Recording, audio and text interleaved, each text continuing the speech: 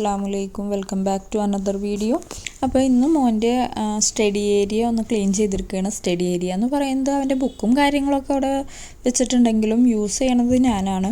അപ്പോൾ നന്നായിട്ട് മെസ്സി ആയിട്ടാണ് അവിടെയൊക്കെ കിടക്കുന്നത് ഇതുപോലെ. അപ്പോൾ അതൊക്കെ ഒന്ന് റീസെറ്റ് ചെയ്യാമെന്ന് വിചാരിക്കണം. ഈ ന്യൂ ഇയറിനാണ് ഞാൻ ഡീപ്പായിട്ടൊന്ന് ക്ലീൻ ചെയ്തത്. പിന്നെ ക്ലീൻ ചെയ്യുമെങ്കിലും ഡീപ്പായിട്ട് ക്ലീൻ ചെയ്യലുണ്ടായിരുന്നില്ല. അപ്പോൾ ഇപ്പോൾ ഒന്ന് ഡീപ്പായിട്ട് ക്ലീൻ ചെയ്യാമെന്ന് വിചാരിച്ചു. കാരണം ഇപ്പോൾ ഇയറൊരു പകുതിയൊക്കെ ആയല്ലോ.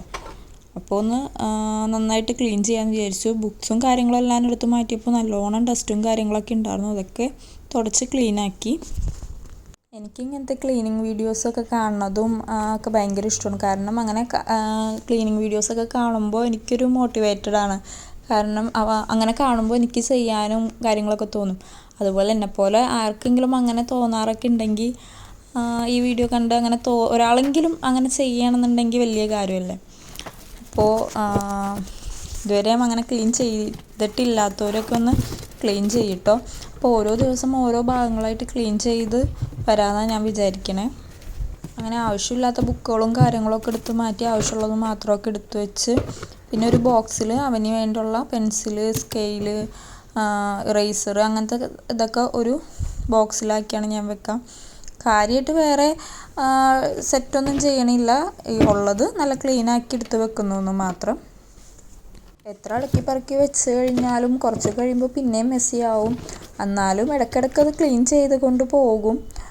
പിന്നെ ഇങ്ങനെ ചില സമയത്ത് ഇടയ്ക്ക് മാത്രമേ ഡീപ്പ് ക്ലീൻ ചെയ്യുള്ളൂ എന്ന് മാത്രം.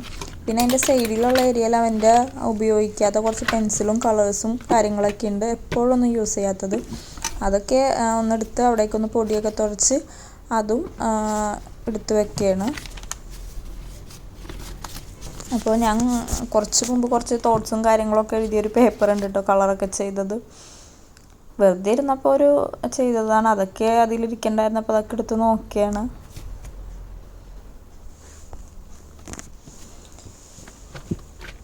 എത്രയൊക്കെ ക്ലീൻ ചെയ്തിട്ടും കാര്യമില്ല, കുറച്ച് കഴിയുമ്പോൾ പിന്നെയും ഇതുപോലെ മെസ്സിയായിട്ട് കിടക്കും. ഞാൻ കാരണം എന്ത് ഡംപ് ചെയ്യണതും ഈ സ്റ്റഡി ടേബിളിന്മേൽ ഇരിക്കും.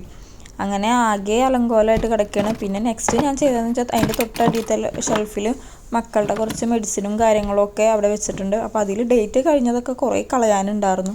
അതൊക്കെ കഴിഞ്ഞ് പിന്നെ ആവശ്യമുള്ളത് മാത്രം അവിടെ സെറ്റ് ചെയ്ത് വെച്ചു. അപ്പോൾ ഇന്നത്തെ ക്ലീനിങ് ഒക്കെ കഴിഞ്ഞ് പിന്നെ ഞാൻ ഫ്രഷ് ആവാൻ പോയി. അപ്പോൾ നന്നായി ഇന്ന് തലയിൽ എണ്ണയ്ക്കിട്ടൊന്ന് കുളിക്കണമായിരുന്നു. അപ്പോൾ അതൊക്കെ കഴിഞ്ഞ് ഒന്ന് ഫ്രഷായി. കുളിയൊക്കെ കഴിഞ്ഞതിന് ശേഷം ചെറിയ സ്കിൻ കെയറും കാര്യങ്ങളൊക്കെ ചെയ്തു.